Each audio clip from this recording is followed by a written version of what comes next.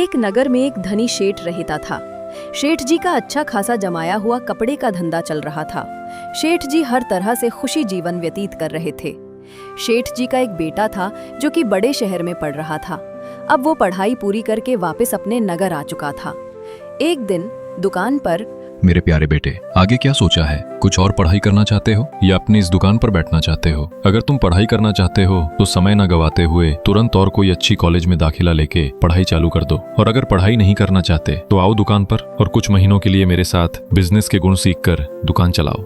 माफ कीजिए पिताजी, मैं इस दुकान पर नहीं बैठना चाहता। मुझे कुछ और, कुछ नया, कुछ बड़ा बिजनेस करना है, मेरा खुद का। ये तो बहुत अच्छी बात है। कोई धंधा है तुम्हारे दिमाग में? अपनी बात में पिताजी का सकारात्मक उत्तर सुन के लड़के में जोश आ गया और बोला, हाँ पिताजी, मैं जहाँ पढ़ रहा था उस कॉलेज के सामने एक दुकान थी जहाँ समझो मिठाई और नाश्ता बिक रहा था, जैसे कि छोले कुलचे, वड़ा पाव, दाबेली, समोसे, ऐसा ही सब कुछ। मैं भी वैसी ही दुकान खोलना चाहता हूँ, नाश्ते की। बहुत चलेगी पिताजी, देखना। बड़े उत्साह के साथ लड़का अपने पिताजी को बताता रहा। कुछ देर यूं ही चर्चा करने के बाद सेठ जी बिना कुछ बोले अपने बेटे की तरफ देखते रहते हैं। वो अपने बेटे को मना करके उसको निराश नहीं करना चाहते थे। फिर चेहरे पर हल्की सी मुस्कान के बाद हंसते हुए बोले, ठीक है, ये भी सही है। जैसी मेरे प्रभु की इच्छा, जीवन का एक और पाठ भी सीख लो। सेठ जी की बात बेटे को समझ में नहीं आई, मगर वो काफी उत्साही था कि पिताजी ने हाँ कर दी है। लड़का सेठ जी से कुछ पैसे लेकर हंसी खुशी अपना नया धंधा करने चल निकला। लड़के ने दूसरे नगर में जाके एक तड़कती भड़कती नाश्ते और मिठाई की दुकान खोली। शुरुआत काफी अच्छी रही, मगर कुछ दिन बाद दुकान में ग्राहकों का आना बंद हो गया। लड़का समझ नहीं पा रहा था कि अच्छी खासी चल रही दुकान में अब लोग क्यों नहीं आ रहे।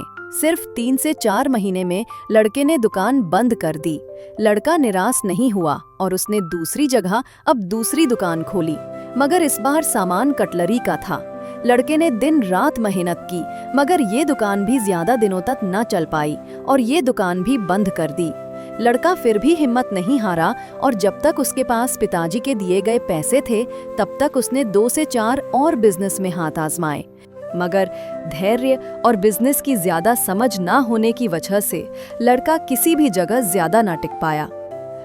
अब लड़के ने सोचा, मैं एक बार और पिताजी के पास जाके उनसे थोड़े और पैसे मांग लाता हूँ और इस बार कोई नया ही धंधा शुरू करता हूँ। हाँ, ये ठीक रहेगा। लड़का अपने घर की ओर निकल पड़ता है। बेटे को देख के सेठ जी बहुत खुश हुए, मगर बेटे का मायूस चेहरा देखकर सेठ जी ने बेटे को अपने पास बैठाकर सारी बात ध्यान से सुनी और कहा, बेटे, हमारे पास एक जो पुश्तैनी जमीन है उस पर थोड़ा सा काम करवाना है। अगर तुम थोड़े दिन रुक जाओ और वहाँ का काम निपटा दो तो उसके बाद जहाँ जो व्यापार करना है वो करो, कोई मनाही नहीं है। लड़का खुश हो गया और उसने हामी भर दी। सेठ जी ने तुरंत अपने एक नौकर को बुलाया और कहा, मैंने बताया था ना, उस मजदूर को बुलाने का वक्त आ गया है। जाओ, जाकर उसे बुलाकर उसको काम पर लगा दो। जी सेठ जी। 4 से 5 दिन यूं ही गुजर जाने के बाद सेठ ने अपने बेटे को बुला के कहा, सुनो बेटा, एक काम करो, खेत पर जाओ। वहाँ तुम्हें नत्थू मिलेगा जो कि कुआं खोदने के काम के लिए मैंने लगाया है। जाकर जरा देखो तो कि नत्थू ने कितना कुआं खोदा है। जी पिताजी। सेठ जी का लड़का तुरंत खेत पहुंच जाता है।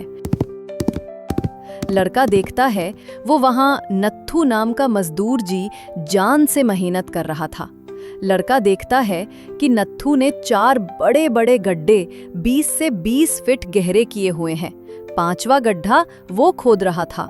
अरे ओ नत्थू भाई, ये क्या कर रहे हो? अरे छोटे सरकार, आप देखिए ना, कुआं खोद रहा हूँ। हाँ, वो तो मुझे मालूम है, मगर मैं ये पूछ रहा था कि इतने सारे गड्ढे क्यों खोद रखे हैं? अरे छोटे सरकार, आपको कैसे बताऊं, कुआं ऐसे ही खोदा जाता है। मैंने तो सबको एक ही कुआं खोदते हुए देखा है। आप तो 4-4 खोद चुके हैं और 5वां शुरू कर चुके हैं। ये कैसा कुआं है?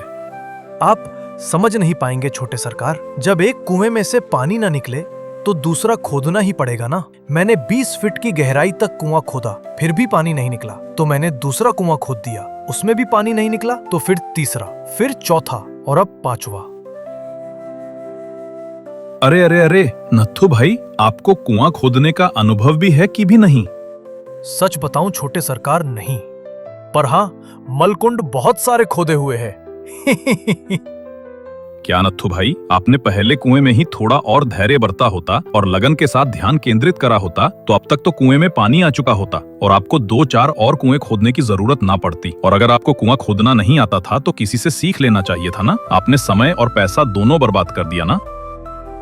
शेठ जी का बेटा अपना माथा पकड़ लेता है और तुरंत अपने पिताजी के पास जाता है।